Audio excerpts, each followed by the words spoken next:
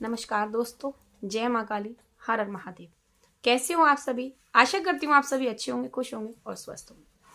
आज मैं आपके लिए एक और नई महत्वपूर्ण जानकारी लेकर के आई हूँ साधना के बारे में कि हमें साधना की तैयारी कैसे करनी चाहिए। बहुत से बच्चे मेरे को बोलते हैं कि हमारी साधना में हमें सफलता प्राप्त नहीं हुई, साधना हमारी पूरी नहीं हुई, कोई अनुभव नहीं हुए, बार बार हम साधना करते हैं, उसमें हम असफल हो जाते हैं।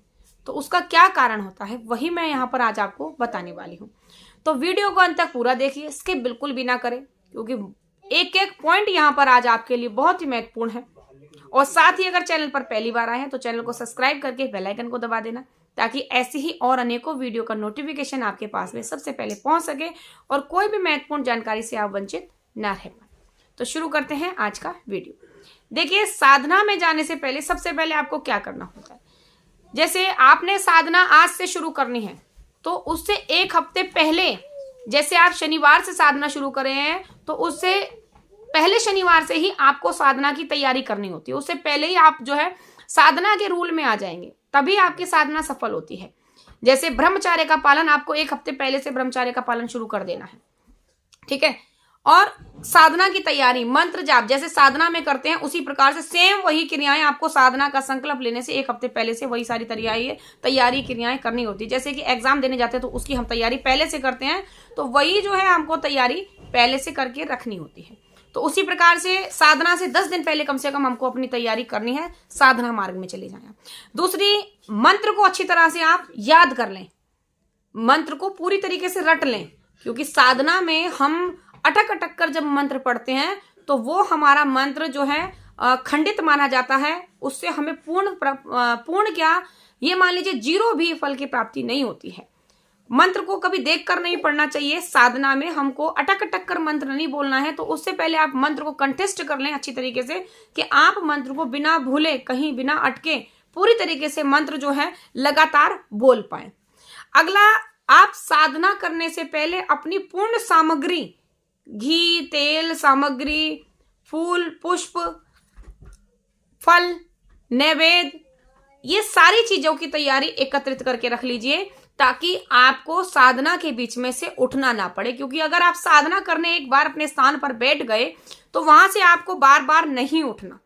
बार बार आपको ये नहीं कि अरे अभी घी खत्म हो गया तो उठकर आसन से उठकर जा रहे हैं, घी लेकर के आ रहे हैं, अभी दीपक बुझ गया तो खड़े होकर के जा रहे हैं, दीपक की नई बाती लेने जा रहे हैं, सामग्री खत्म हो गई तो सामग्री लेने जा रहे हैं। यहाँ आप कोई नैवेद्य लेकर नहीं बैठे, पंचोपचार पूजन करने का जो सामग्री पूरी लेकर के नहीं बैठे। आपको साधना के आसन पर बैठने से पहले अपने सारी चीजों की व्यवस्था वहां पर पहले से करके रखनी चाहिए, ठीक है। आसन पर बैठने के बाद में आप फिर आसन छोड़ नहीं सकते हैं अपनी पूरी साधना का मंत्र करे बिना। अगला, साधना करते से समय आप अपना तन मन पूरा लगा दें साधना में।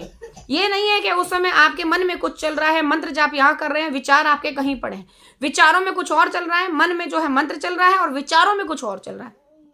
तो जिस समय आप साधना करने बैठे हैं उस समय आपका पूरा तन मन आपके इष्ट की तरफ हो, आपके देवी देवता की तरफ हो, जिसकी आप साधना कर रहे हैं। सिर्फ और सिर्फ उन्हीं मन आपकी रुचि होनी चाहिए। बगल में से अगर कोई मक्खी भी निकल जाए ना तो वो भी आपको दिखनी नहीं चाहिए।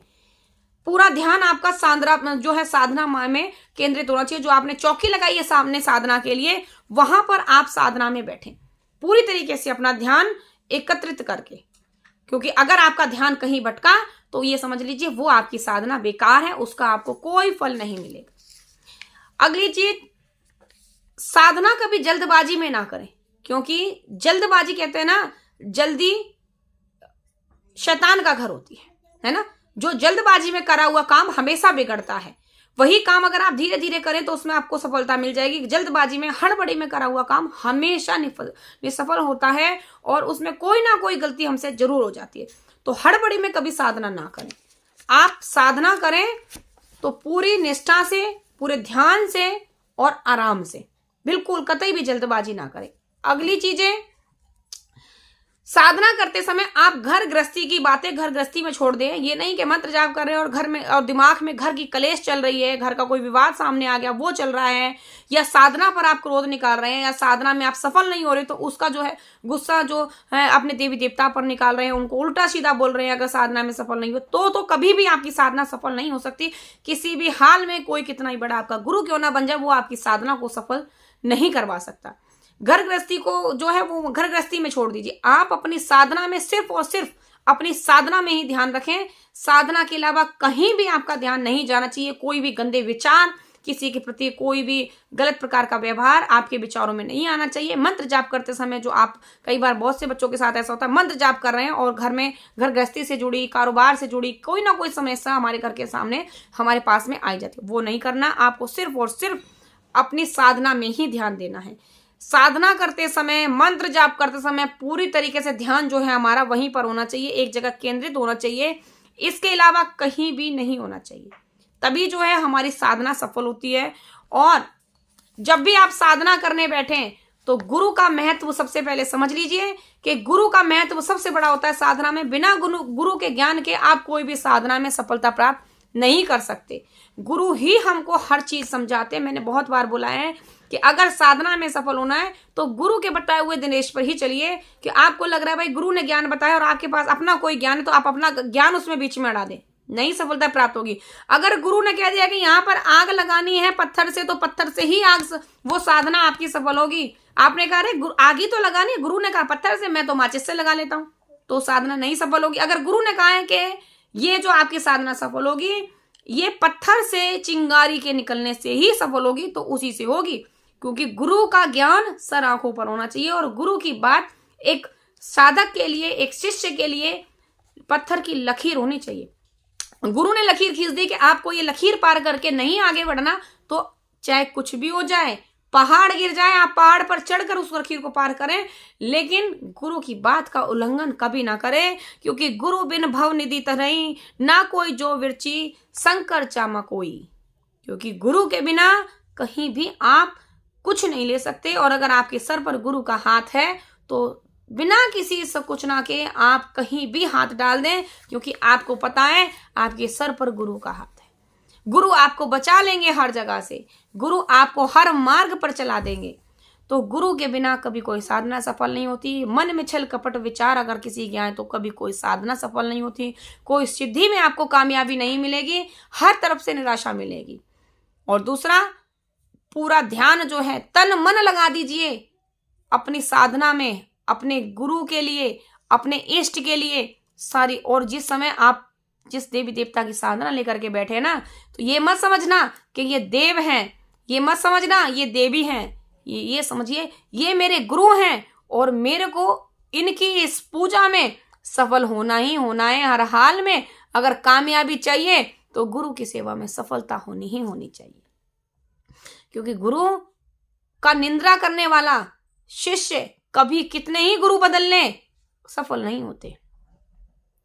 अगर गुरु आपका सही है, लायक है, आपको ज्ञान देने योग्य है, तो कभी भी उस गुरु से आप गद्दारी ना करें। क्योंकि गुरु से गद्दारी कभी किसी शिष्य को ऊपर नहीं ले जाती है। तो गुरु के सामर्थ्य में रहकर साधना करिए। जो मैंने यहाँ पर विधि बताई है इसी तरीके से आप करिएगा साधना।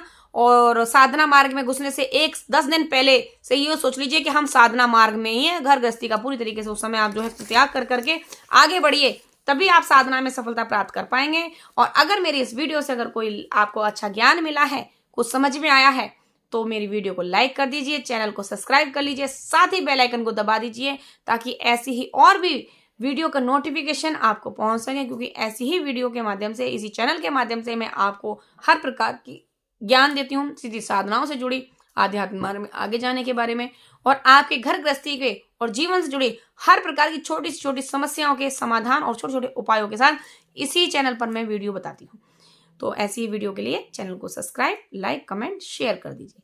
साथ ही मेरा दरबार माँ वैष्णो काली दरबार का जो लाइव चलता है, वीडियो आती है, वो आती है मेरे सेकंड चैनल काली माँ की बेटी रेणु यादव 20 पर, तो उसको भी जरूर सब्सक्राइब करिए। मिलते हैं आपसे नेक्स्ट वीडियो में ऐसी ही और अधिक जानकारी के लिए साथ। तब तक के लिए सभी को जय माँ काली, हर हर महादेव।